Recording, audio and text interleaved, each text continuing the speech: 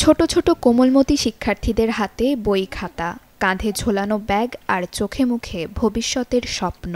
সেই স্বপ্ন বাস্তবায়নে প্রতিদিন হাঁটুপানি মারিয়ে ছুটছে মাদ্রাসায়। শিক্ষার জন্য তাদের এই যাত্রা যেন প্রতিদিনের পরীক্ষা।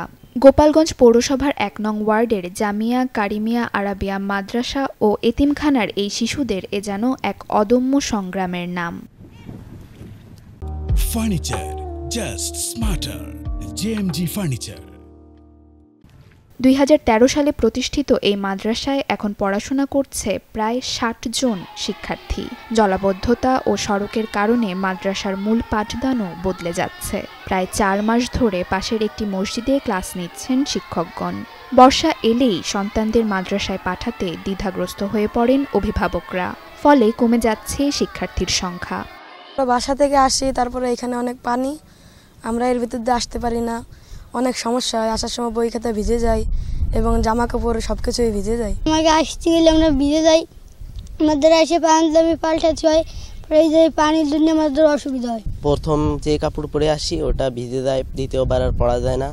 আপনারা যদি রাস্তা করে দেন আমাদের যাতায়াতে সুবিধা হবে। এই রাস্তাটা আগে একটু উঁচু ছিল, তখন অত পানি যেত না, তখন এই ছাত্ররা অনেক ছাত্র ছিল। আমরা দেখছি এখন এই রাস্তা খালি ভেঙে যাচ্ছে, মানে কি ঠিক মতন উঁচু নাই বলে এখন ভেঙে গেছে। এখন এই ড্রেজার কারণে ভেঙে গেছে, এখন ছাত্ররা এখন দেখি না মোটেও। শুধু এই মাদ্রাসাই নয়, এর পাশেই রয়েছে একটি মসজিদ, যেখানে শুষ্ক মৌসুমে ৪ মাস ৫ ওয়াক্ত নামাজ পড়তে পারলেও বাকি ৮ মাসই হাঁটু পানি ভেঙে নামাজ পড়তে যেতে হয় মুসল্লি ও স্থানীয়দের।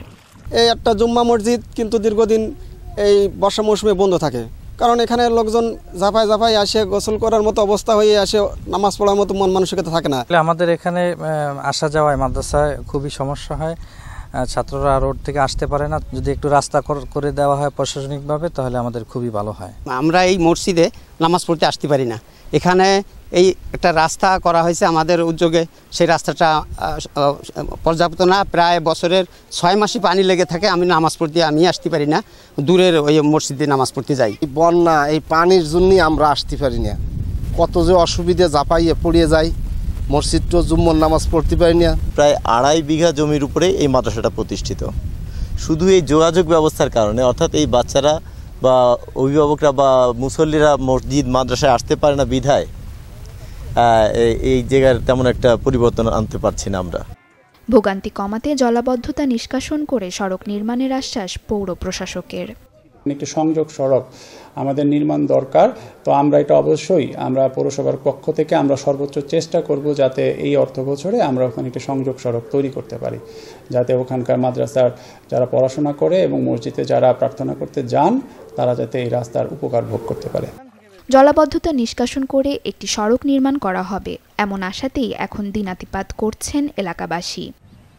Desk report, channel 24।